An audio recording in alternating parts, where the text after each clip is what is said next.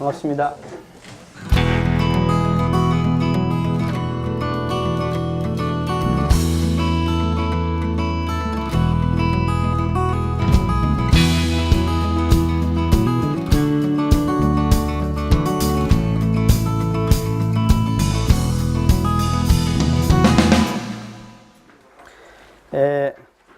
우리가 가르치기 싫어하는 사람, 가르칠 줄 모르는 사람을 잘 가르치는 사람으로 돌려야 하는데, 자, 결국은 잘 배운 사람이 잘 가르치게 되는 거잖아요. 그러잖아요. 그런데 제가 그 자료 중에 아동발달 심리학의 자료를 조금 제가 넣었어요. 왜냐하면 가르치는 것에 제일 중요한 것이 뭐냐면 아동 때입니다. 예. 아동 때 어떻게 이 사람을 가르쳤냐에 따라서 너무 커요. 그래서 우리 원불교 교화도 사실은 태교 교화라든가 또는 어떤 유아기 교화 또는 어린이라든가 이 교화, 이게 사실은 제가 볼 때는 원불교 교화에서 제일 중요하다고 생각합니다. 그럼 거기에 대한 여러 가지의 그런 자료들을 또는 기자재를 만들어야 할 걸로, 또 거기에다가 에너지를 쓰는 것이 제일 좋겠다, 그런 생각입니다. 우리가 살아가면서 참 알다가도 모를 것이 인간학인 것 같아요. 인간학. 참 다양한 인간들이 있는데, 다양한 사람들이 있는데 너무너무 다르잖아요.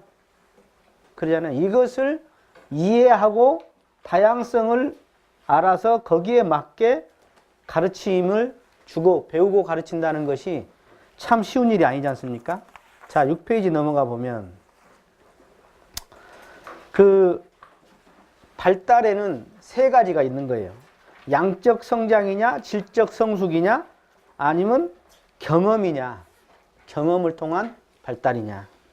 그런데 이 단계가 태중에서부터 신생아, 영아기, 유아기, 아동기, 여기까지가 교육에 대해서는 제일 중요한 부분입니다. 그리고 이제 청소년기에는 인생의 어떤 그 방향과 가치관, 어떤 직업 선택, 결혼 문제, 여기에서 이제 중요한 문제고, 그 전에 기본적인 것은 다 끝난다, 이렇게 말할 수가 있는 것이죠.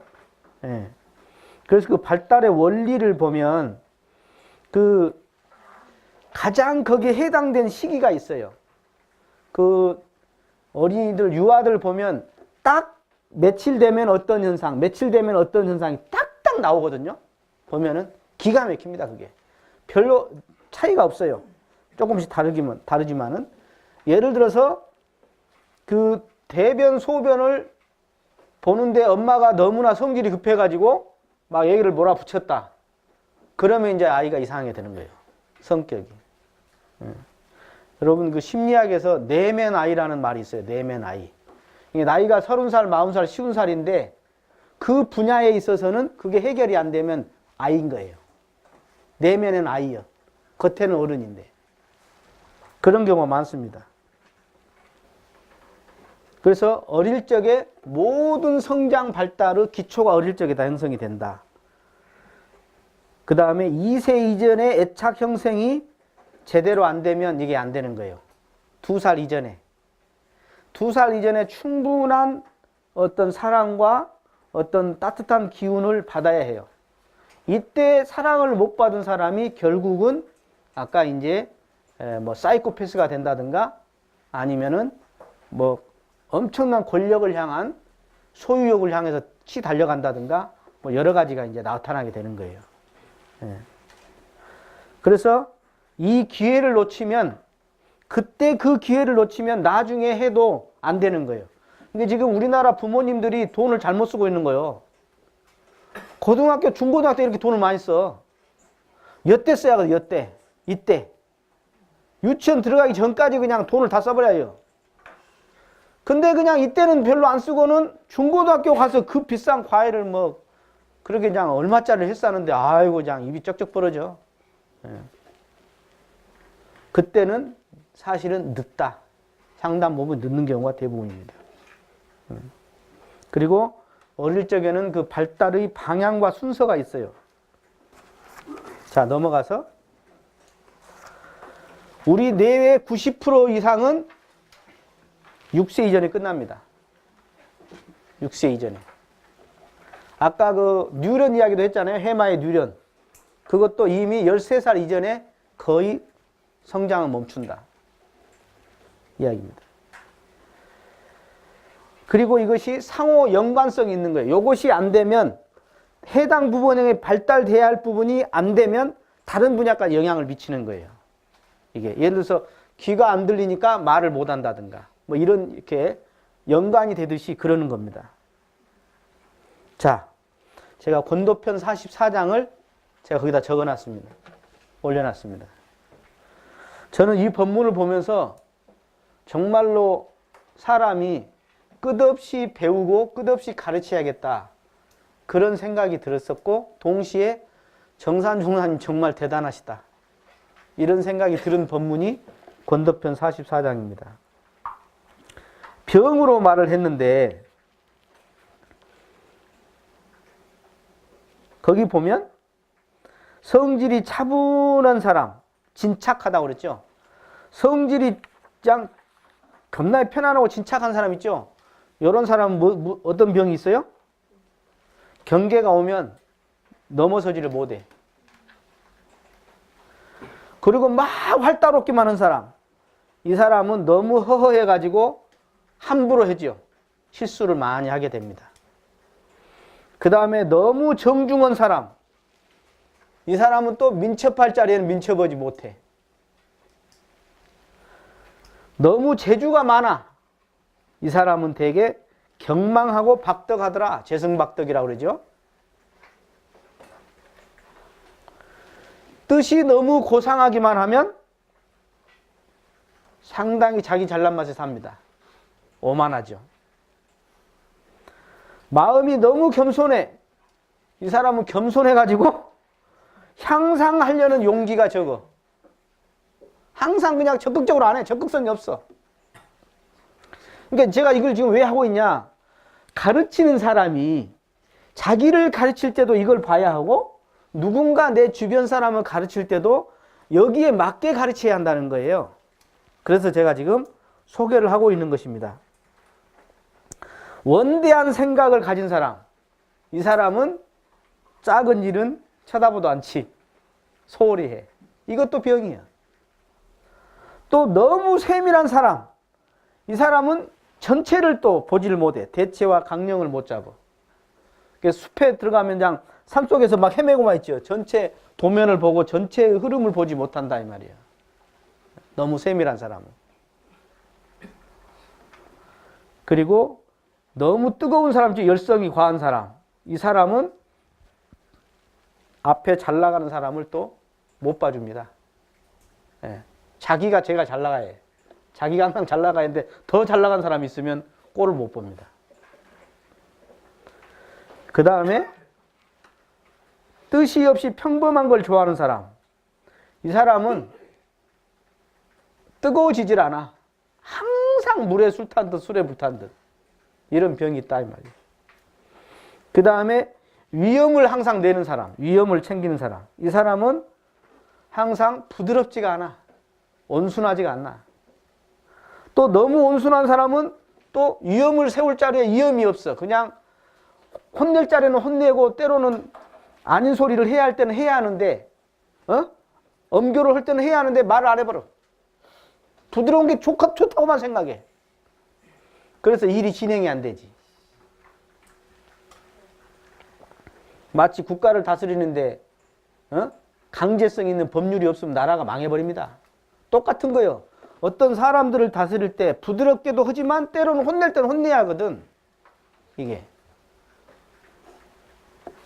성질이 너무 고든 사람. 이 사람은 주변에 사람이 안 따라. 그러니까 자기는 옳은데 일이 안 돼. 주위에 사람이 없으니까. 그리고 뜻이 없이 그냥 다 이 사람한테 좋고 저 사람한테 좋고 그냥 화합을 잘해. 이 사람은 결국은 청탁을 못 가린다. 청탁을 못 가린다. 권력자들이 너무 다 오야오야 하면 어때요? 나중에 참 문제가 되죠. 우리나라 권력자들 보세요. 전부 자식이나 자기 형제 간에 옛날 조선시대 때 보면 외척한테 그냥 전부 당하죠. 그게 왜 그러냐? 탁 자를 자는 잘리는데 못 자르는 거예요. 그것을.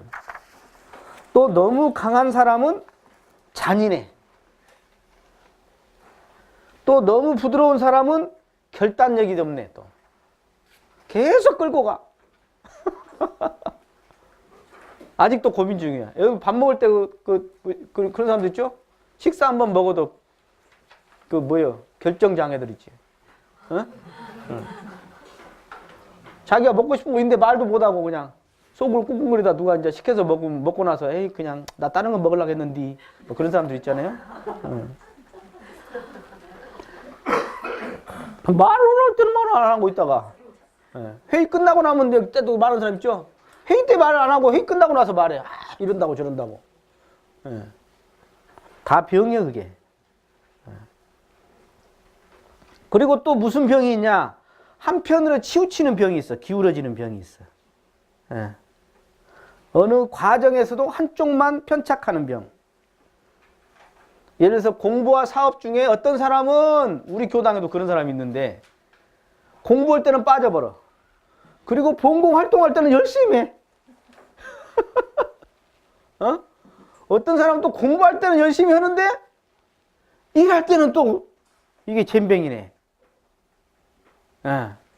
무결석인데 막상 일은 못해. 이게 뭐냐면 다 한쪽에 치우친 거다. 그러면 내가 아까 여기에 해당된 것이 있다면 나를 어떻게 가르칠 것인가? 또 내 주변에 내 그런 인연들이 이런 병이 있는 사람은 거기에 맞게 어떻게 가르쳐 줄 것인가 하는 것들을 우리가 생각을 해봐야 한다. 그래서 일방적인 가르침이 아니라 사람 따라 다 다르다. 상황 따라 다 다르다. 성격 따라 다 다르다. 그런 이야기겠죠. 자, 우리가 왜 가르치기 싫은데 가르쳐야죠? 그 질문 첫 번째요. 왜 가르쳐야 해요? 예? 누군가가 배웠다 이 말이에요. 여러분들 누가 뭐 겁나 잘났다고 막 뭐 책도 쓰고 뭐 강의도 하고 해요. 보세요. 자기가 태어나서 자기가 혼자 연구한 거 있는가? 엄청난 역사의 누적이고 엄청난 주변의 타력을 통해서 자기가 그런 것들을 일종의 실력을 얻게 된 것이죠. 그러니까 자기도 누군가에게는 그렇게 해줘야 할 의무가 있다. 잘 배웠으니까 다시 잘 가르쳐줘야 할 그건 당연한 되돌림이다. 그 다음에 연기적인 이유도 있다. 서로 잘 배우고 가르쳐야지 결국은 서로 원인과 결과가 서로 맞물려서 좋은 세상이 되지 않느냐. 그리고 인과적인 것도 있다. 인과적인 것도. 내가 잘 가르쳐야 나도 잘 배우고 잘 배워야 잘 가르친다. 가르침과 배움이 서로 인과 과와 같은 거예요. 한편으로는. 자, 네 번째 보면 인과를 가르치면은 죄업을 적게 짓죠. 복업을 짓게 되고 그 다음에 다음 생에 지혜 총명보를 받게 될 겁니다. 그리고 좋은 선연이 될 것입니다. 그리고 자력양성을 통해서 자, 재산 상속보다도 기부를 확대한다. 노블레스 오블레주. 이게 이제 서양에서는 이게 아주 강하죠. 자, 무엇을 가르칠 것인가? 무엇을 가르칠 것인가? 사람으로서 필요한 것을 가르쳐야겠죠. 여러 가지가 있을 겁니다. 도덕, 정사, 과학, 생활, 학술, 상식. 그런데 우리 교육품에 무엇을 가르치고 배우느냐고 묻는다면 대종사님께서는 우리는 일체유심조를 되는 이치를 스스로 깨치 알게 한다. 그러셨죠? 그리고 교육품의 29장에는 무엇을 가르친다? 용심법을 가르친다 그랬습니다. 용심법. 왜? 모든 것이 마음이 들어서 도덕과 정사, 과학, 생활, 학술, 상식도 전부 마음이 들어서 하는 거기 때문에 그렇다. 그 다음에 또 한 군데는 내 가르치는 법은 작은 것을 크게 한다 이렇게 표현하셨어요. 대종사님께서. 나는 국한이 작은 것, 편착된 것을 크게 국한을 튀어버린다. 나는 그걸 가르친다. 그렇게 말씀하셨습니다. 자, 왜 가르칠 줄 모를까요? 왜 가르치기 싫어할까요? 왜 가르치기 싫어하죠? 예? 먼저 관계를 모르기 때문입니다. 가르치는 것이 얼마나 소중한 이게 참 불공이고 이것이 보은이고 감사생활인지를 모르기 때문입니다. 그리고 방법을 몰라. 상에 가리거나 근기를 모르거나 기술적 방법을 몰라. 어떻게 해야 할지를 몰라. 그리고 목전의 욕심이 가려가지고 또 가르치기 못한다. 저 유럽, 영국 같은 데는요, 일주일에 평균 8시간 이상을 봉사합니다. 전 국민이요. 성인들은. 봉사를 일주일에 최소한 8시간 이상은 봉사를 해요. 우리나라는 뭐 1년 내내 8시간 봉사하는 사람도 드물걸? 그런 또 봉사 열심히 하신 분도 계시지만, 그리고 정말로 이 불생불멸의 이치나 인과봉의 진리를 알 것 같으면 가르치지 않을 수가 없습니다. 왜 그러죠? 왜 그래요? 예?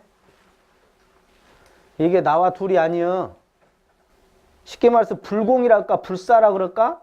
이런 교육사업이 이것이 이 이치를 알면 깨달으면 아니할 수가 없는 겁니다. 이게 모르니까 나무 일이죠. 이게. 그리고 게을러서도 안 하고. 예. 자, 거기 보면 잘 가르치는 사람이 되려면 어떻게 해야 하냐. 첫째, 잘 배워야겠죠.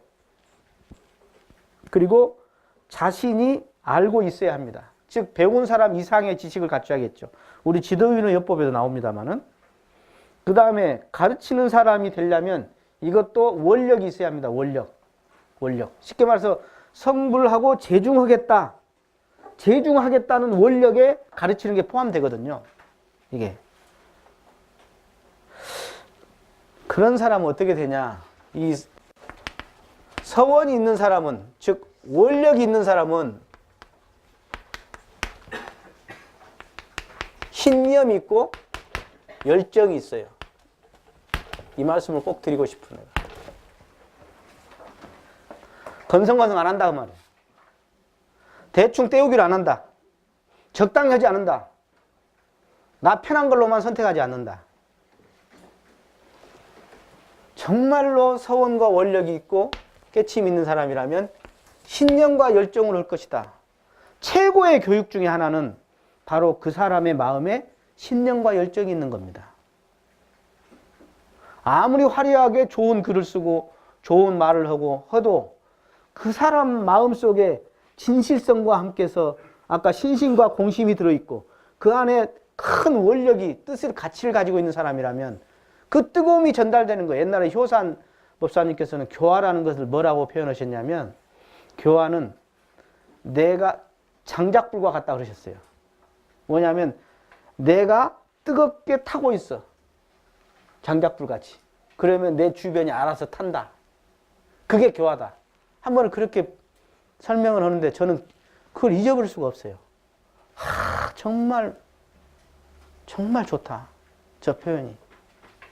진짜 가르친다는 것은 내가 잘 배워서 내가 잘 쓰는 것 같이 최대한 잘 가르치는 게 없다. 그겁니다. 그래서 확실히 진리를 깨달아 알면 이것이 정말로 잘 가르치는 것이 된다. 그 다음에 제가 또 강조하고 싶은 게 이겁니다. 자기가 자기를 먼저 가르치는 것이 저는 제일 중요하다고 봐요. 자기가 자기를 가르치는 것. 그것이야말로 가장 강력한 어떤 가르침이다.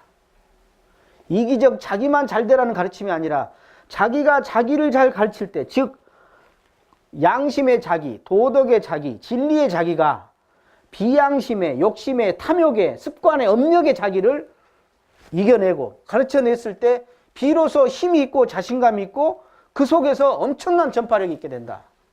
그게 잘 가르치는 사람이다. 그 말씀을 하고 싶어요. 자, 중용 1장을 제가 소개합니다. 이 본문이 참 좋은데. 자, 이게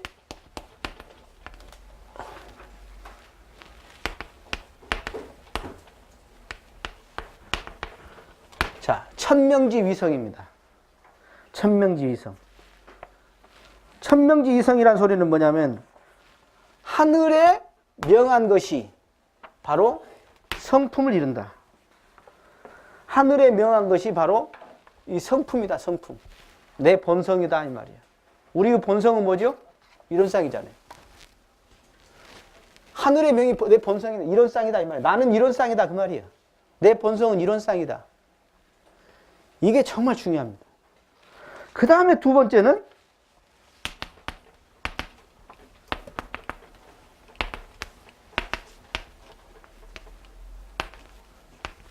설성지위도라고 그랬습니다. 그 본성, 그 성품을 거느리는 것, 그것이 바로 도다는 거예요. 도라는 건 다른 게 아니다. 그것이 길이다. 그러니까 자기의 본성을 어떻게 잘 쓸 것인가, 어떻게 잘 그 활용해서 그 길을 걸어갈 것인가, 그것이 도다. 도다.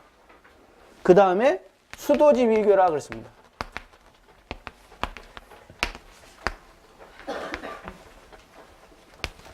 자, 수도지위교. 그러면 이 길, 즉 성품을 거나리는 것이 도요. 그 도를 닦는 것, 그 도를 닦는 것이 교라는 거예요. 이 교는 육자가 생략되어 있죠. 그것이 바로 교육이라는 거예요. 그러니까 최고의 교육은 뭐냐? 이 성품짜리를 알아서 이 성품짜리를 쓰는 것. 그래서 그 성품짜리를 쓰는 것을 그것이 바로 교다. 최고의 교는. 쉽게 말해 우리가 뭐 영어를 하고 수학을 하고 이것은 또 교육이지만 내 안에 이미 갖추고 있는 본성짜리, 이미 본성짜리, 이것을 찾아서 어떻게 이것을 잘 쓸 것인가, 그것이 정말로 최고의 교다. 가르치는 것이다. 그런 이야기죠. 이것이 교육의 목적이라는 거예요.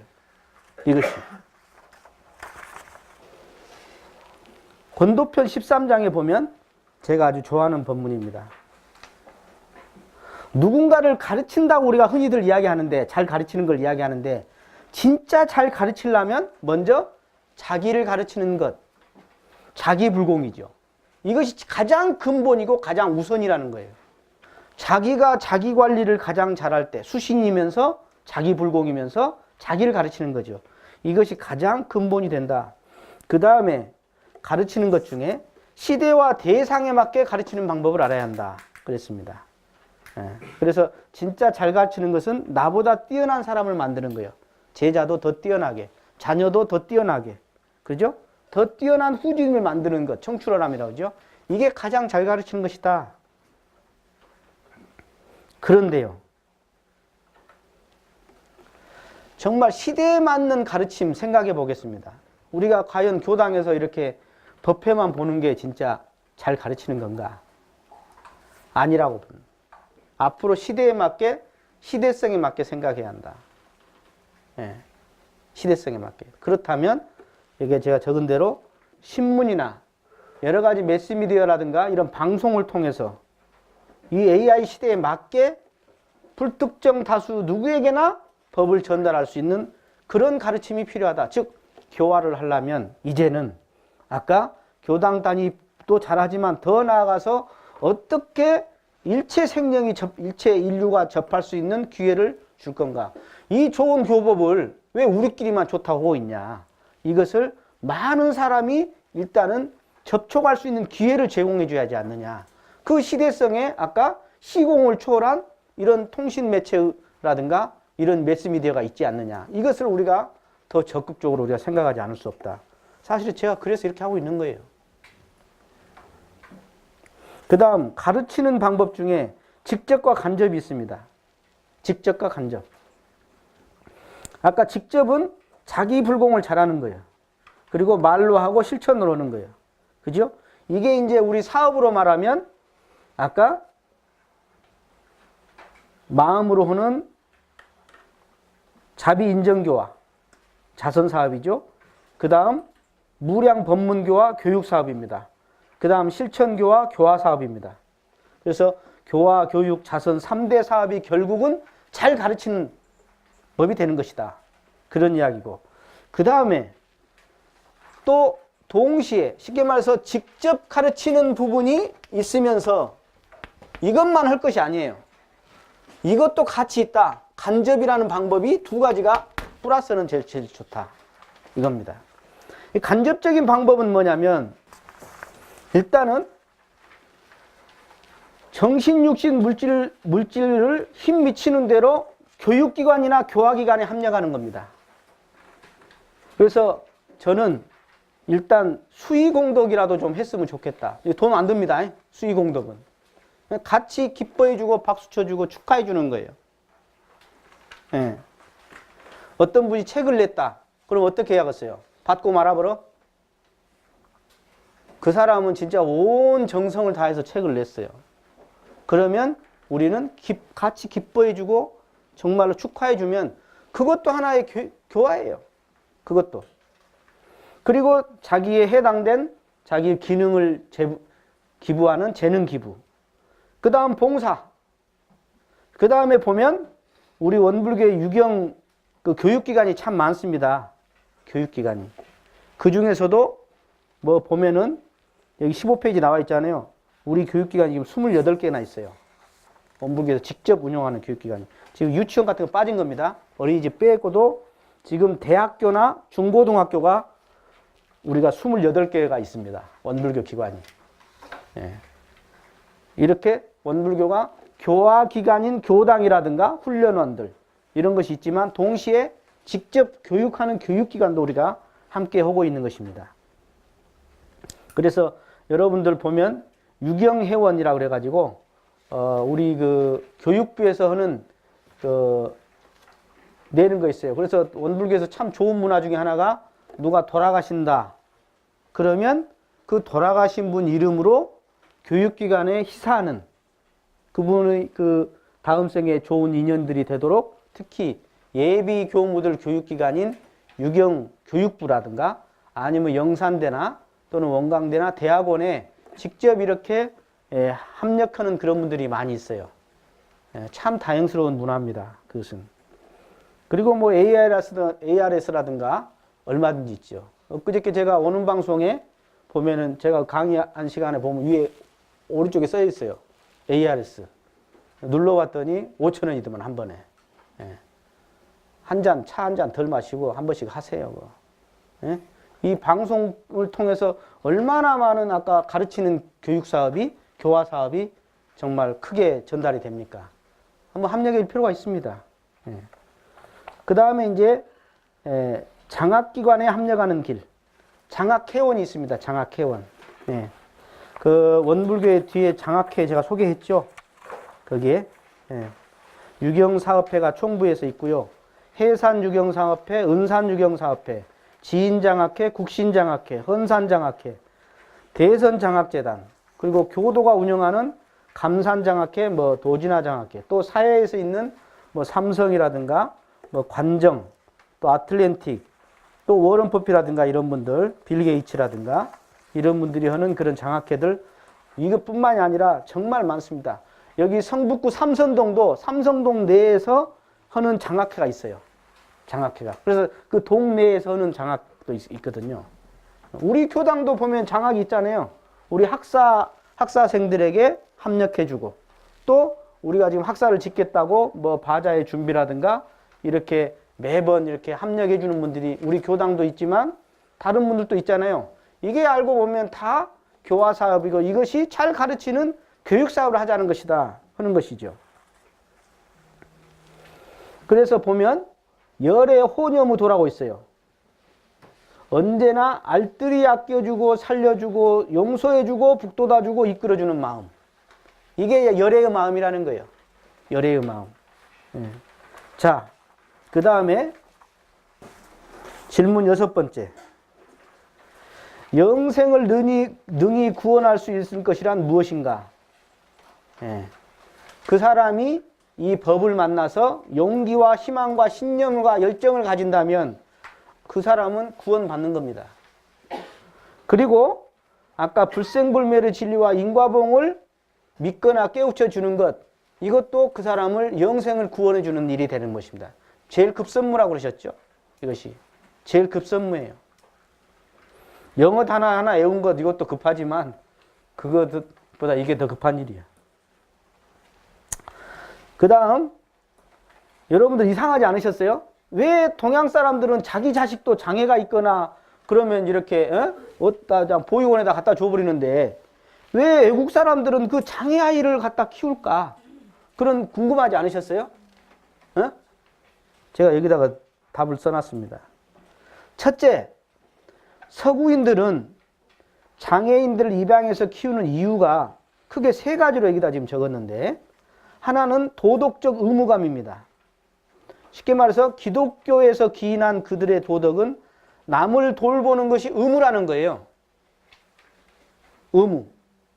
그래서 기독교에서 어떤 교육 사업이 제일 많죠. 그렇지 않아요? 복지 자선 사업도 정말 많습니다. 그걸 하나 의무로 생각하는 거예요. 근데 과연 우리 원불교는 이런 자선이나 복지나 교육에 대해서 의무라고 생각하는가? 아니면 맨 자기 자선한다고, 자기 선한다고만 하고 있는가? 한번 생각을 해볼 필요가 있다, 이게. 그 다음에 2번째, 하나의 문화인 거예요. 남을 위해서 무엇인가 하는 것이 사회 질서와 관습이에요. 문화의 문화. 그 다음에 아무리 부와 명예를 얻었어도 나누지 않으면 상류계층으로 인정받거나 존경받지 못합니다. 그러니까 여러분들 그런 거 보셨죠? 영국에서 그 상류층이라고 생각하는 사람들과 우리나라에서 상류층이라고 생각하는 사람들이 전혀 다른 거 아시죠? 그 자료 보셨죠? 전혀 달라요. 그 중에 이 찰스 디킨슨이 쓴 스크루지 이야기 아실 거예요. 스크루지가 돈을 많이 벌었어. 근데 너무 욕심쟁이였어. 그러니까 어떻게 되죠? 인정받지 못하는 겁니다. 보세요. 서구에서는 돈을 많이 벌었다고 해서 인정하지 않습니다. 근데 우리나라는 돈만 벌면 인정받는 거야. 그게 말이 안 된다, 그게. 그래서 의무가 뭐냐? 남을 돕는 것이 바로 의무다. 의무다. 아까 불교 말로 하면 한 가족이니까 인과이치로 주고받으니까도 이걸 생략하더라도 기독교에서는 이걸 빼고라도 돕는 것 자체를 하나의 의무요 문화로 한다 이거예요. 원불교 교도도 반드시 저는 이렇게 한다. 그래서 원불교 교도가 교당에 다니면서 유지비를 내고 또는 아까 학사라든가 이런 교육사업에 내고 또는 교육비 장학사업을 내고 이것이 당연한 의무로 알아야 한다. 액수가 적더라도 저는 참여를 해야 한다. 이렇게 생각하는 것입니다. 자, 이거 한다니까 우리 저기 젊은단 단장이 저한테 질문을 했어요. 이걸 여기다가 제가 넣었습니다. 대단한 질문이에요. 보니까. 무관사에 동하지 말라 하는 것이 있는데 적극적으로 가르치는 사람으로 돌리라 그랬다. 이 두 사이에서 개인적 성향이 따라서 다른데 어떻게 중도를 지켜야 하냐? 누가 대답해 보실래요?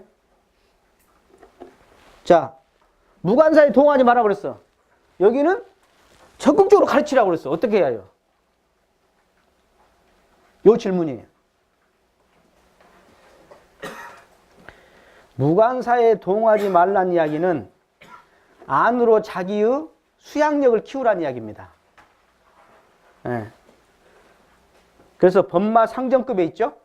법마 상정급의 3학 중에 수양에 해당하는 부분입니다. 네.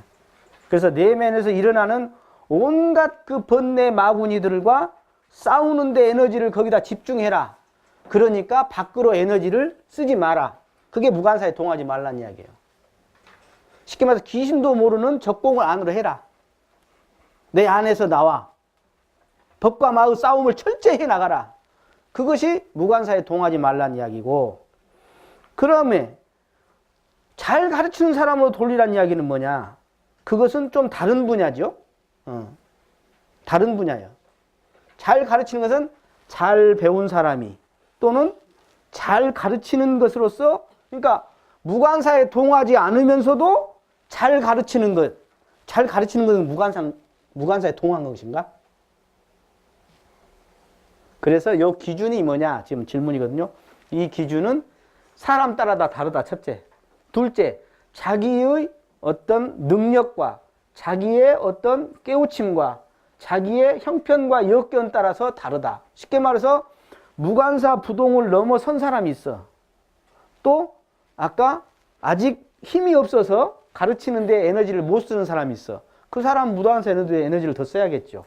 그러나 우리가 중요한 것은 무관사 부동하기 위해서 우리가 사는 게 아니잖아요. 무관사 구동을 해서 내 힘을 길러서 가르치는데 더 쓰자는 것이 그 다음 단계로서의 가르치는 것이다. 이렇게 우리가 설명을 하면 어쩌겠느냐 하는 것입니다. 권위와 권력과 리더십의 문제입니다. 권위라는 것은 아우토리다드, 이게 스페인어인데요. 아우게레. 그러니까 권위를 증장시키고 성장시킨다는 겁니다. 그게 권위라는 겁니다. 그래서 그 권위는 남을 지휘하거나 통솔하여 따르게 하는 힘이고 영향을 끼치는 그런 것이죠. 그런데 무엇이 기반해야 하냐? 생각과 행동의 단단한 기반이어야 한다는 것입니다. 즉 실력이 기반이 돼야 한다는 것입니다. 그러면 권위는 알아서 생기는 거죠. 존경을 받는 거예요. 그 다음에 그 권위에 바탕한 권력을 행사해야지 비로소 리더십을 할 수 있다 하는 것입니다. 그래서 그런 권력은 진짜 좋은 것이다. 그런 권력. 권위에 바탕한 권력. 그런데 권위주의는 아니다는 거예요. 권위주의. 권위주의는 권위를 잃어버렸어. 쉽게 말해서 실천력이 없어. 실력이 없어. 그러면서 힘만 쓰려고 하는 것. 권력만 하려고 하는 것은 권위주의다. 그래서 배움이란 소리는 사실은 무슨 말이냐면 배어들다는 말에서 나왔다는 이야기입니다. 배어들게 하는 것이 배움이에요. 그래서 진짜 가르친다는 것은 사실은 배어들게, 즉 본인이 안에 아까 성품을 가지고 있어서 그 성품을 어떻게 잘 거나려 쓰는 그 도를 갖다가 잘 가르치는 것, 수도하는 것, 이것이 바로 비로소 진짜 잘 가르치는 거라는 거예요. 이해가 되세요? 내가 외부의 지식을 많이 내가 받는 것이 가르침을 받는 게 아니라 내 안에 과학 지식은 그렇게 하지만 내 안에 자성의 본래 이치를 밝혀내는데 도움을 받는 가르침. 이 가르침이 중요하다. 그래서 제가 언제 그런 말 했죠. 거지같이 살지 말자고. 왜 내 안에 보물인, 내 안에 보물이니 본성짜리 공원정이라니 엄청난 이론상의 보물을 가지고 있으면서 왜 거지같이 그렇게 사냐? 걸신 들인 사람같이 그냥. 그렇게 살 필요 뭐 있냐? 교육도 그렇게 해야 한다. 과학은 채우는 거예요. 그러나 도학은 비워서 그 안에 지혜 광명이 솟아올라게 해버리는 그런 가르침이 우리는 필요하지 않을까. 그래서 그걸 통해서 그걸 하게 하기 위해서 우리가 연구를 하거나 선을 하거나 또는 의두를 하거나 일기를 하거나 하는 것들이 전부 다 그런 것들이다. 사실은. 처칠 이야기를 거기다 해놨는데 한 가지만 이야기할게요. 처칠 그 혈려형 리더라고 그러는데 제가 좀 놀란 것이 있었어요. 그 2차 대전 중에 처칠이 방송 연설을 하셨어요. 처칠이. 그런데 49번을 했다는 거예요. 근데 이분은 히틀러는 밑에 사람이 써준 글을 주로 읽었어요. 근데 처칠은 자기가 글을 씁니다. 그러니까 어떻게 되죠? 어떻게 돼요? 좋은 말을 현란하게 하는 지도자가 아니라 진심이 우러난 솔직 담백한 연설이 되는 거예요. 그러니까 엄청난 그런 2차 대전 승리의 상당한 부분이 영국 처칠도 역할을 한 것입니다. 그것이 제대로 국민들을 가르친 거 아니냐. 그런 이야기입니다. 거기 한번 지금 적어 보시죠. 자기 체크표. 최근 몇 년 사이 내가 직접 가르치거나 간접적으로 지원한 것 대상이나 이것이 무엇인가 한번 적어 보시죠. 그리고 현재 내가 가르치거나 지원하고 있는 것, 간접적으로 지원하고 있는 것은 어딘가. 의무라 그랬잖아요. 여러분 교당에서 유지비 된 것도 해당은 됩니다. 예. 그리고 앞으로 가르칠 계획이 있는 것은 뭐가 있는가. 앞으로. 그래서 그것을 유념조항으로 잡으시라. 그런 이야기입니다. 저를 보세요. 일상수행의요법을 잘 가르치는 사람으로 돌리자고 애우는 것만이 중요한 게 아니에요. 가르치는 직간접의 불공을 내가 어떻게 유념으로 할 것이냐. 이것을 의무조항으로 할 것이냐. 이거예요. 집안도 잘 되려면 배우고 가르치는 데 써야 하고 우리 교단도 기업도 이 세상도 배우고 가르치는 걸 잘해야 합니다. 여기에 과감한 어떤 투여가 돼야 하는 것입니다. 자, 의무장학이라죠. 맨 마지막 장 보면 개인이 할 의무장학, 사회가 할 의무장학, 국가가 할 의무장학, 세계가 할 의무장학, 교단이 할 의무장학이 있습니다. 제가 지금 학사를 하겠다고 하는 것이 누가 하라고 한 사람 한 명도 없었습니다. 이건 의무장학이기 때문에 대종사님 법으로 생각하면 당연히 해야 할 일이다. 지방에서 올라온 학생, 해외에서 우리나라 서울로 올라온 이 유학가 온 학생, 이 사람들을 장학을 해준다면 얼마나 좋겠냐. 그것은 교단뿐만 아니라 이 세상을 위해서도 도움이 된다. 여러분, 미국에서 한번 그 부동산이 난리 난 적이 있었죠. 그런데 회장이라는 사람이 전용 비행기 타고 오고 자기는 급여를 하나도 깎지 않아. 그러면서 워싱턴에 가갖고 백악관에 가서 지원해달라고, 우리 회사. 저는 그걸 보면서 제가 학사를 생각을 한 거예요. 지금 이 세상이 진짜 지도자가 별로 없구나. 기업 CEO라는 사람이 자기는 손해 하나도 안 봐. 그리고 지원해달라는 거예요. 자기 희생이나 자기의 어떤 베품과 나눔이 없이 어떻게 그 사람이 지도자의 위치에 쓸 수 있겠느냐 하는 것이죠.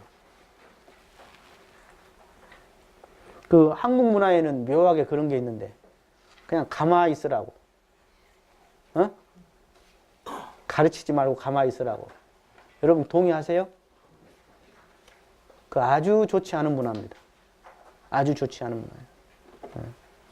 어떤 단체나 배우고 가르치는 데서 성장하는 것이죠. 지도자는 가르치는 역할을 해야 하는 것입니다.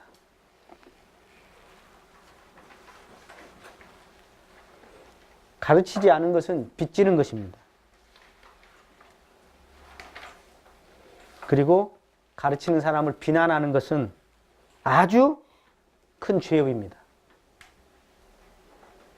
성인들은 가르치는 것을 게을리하지 않은 분이라 그랬습니다. 가르치는 것에 소홀히 하거나 게을리하지 않은 분이 바로 성인이다. 그런 이야기입니다. 그리고 대상이 피차가 없다. 그게 중요한 이야기입니다. 자, 이렇게 만약에 원불교에서 의무장학으로 하면 정말 교육평등이 돼서 어느 단체나 개인이나 모두가 진짜 지혜족족으로 좋은 인연으로 서로 정말로 집단지성이 살아나서 서로 돕고 낙원 세상을 살 수 있을 것입니다. 그러나 반대로 그렇게 가르칠 줄도 모르고 또 배울 줄도 모르고 무식하게 어둡게 그렇게 산다면 얼마나 참 서로 안타까운 일이냐 하는 것이죠. 그래서 저는 오늘 통해서 배우고 가르치는 것에 게을리하지 말자. 배우고 가르치는 것을, 배우는 것을 좋아하고 가르치는 것을 의무로 생각하면 좋겠다. 이 말씀을 드리고 마치겠습니다. 감사합니다.